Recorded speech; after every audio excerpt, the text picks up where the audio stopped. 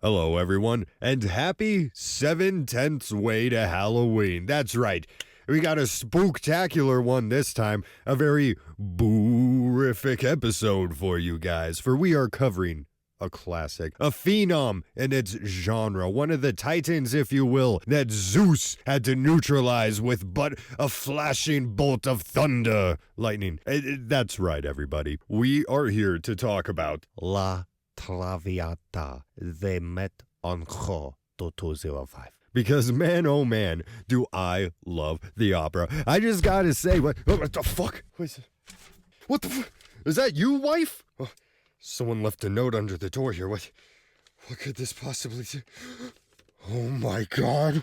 I Know What You Did Last Summer follows the story of Danica Richards, who lives in a small town infamous for its streak of hook-themed serial killings 30 years ago. And after a night of partying, fun, new beginnings, what do you know? An innocent guy ends up dead. Willing to brush it under the rug, Danica and her friends move on with their lives. That is, one day until she gets a random note saying one simple sentence: I know what you did last summer. Now, although I'm not the biggest fan of this series, I will say the first one definitely has its charm, and it has its place in horror movie history. I mean, just from all of the references alone. Scary Movie 1, even though I've seen the entire series, Scary Movie 1 is where most of my memories of it come from. It made its impact on society. So I went into this one really hoping it could give us a fresh flavor in this, what is becoming kind of a dulled down, a lot of these slasher movies, many of them that I've even talked about. I keep comparing movies to Scream because you can't match the effect that Scream has had on horror. It recreated the genre. Even with these, what some would call cringy current sequels, they made the requel a real thing. And a lot of these horror movies are starting to do it. Clown in a Cornfield, although it was new,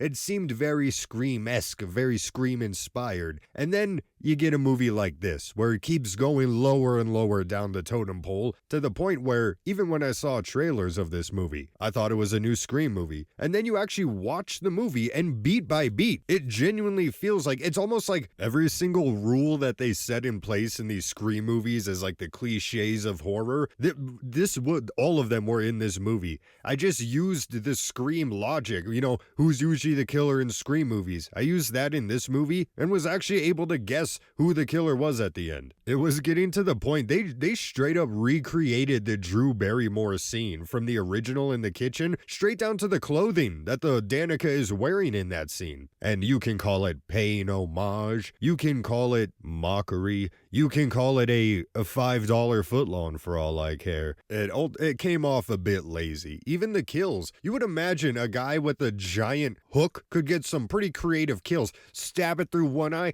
pop it out the other, throw him off a cliff.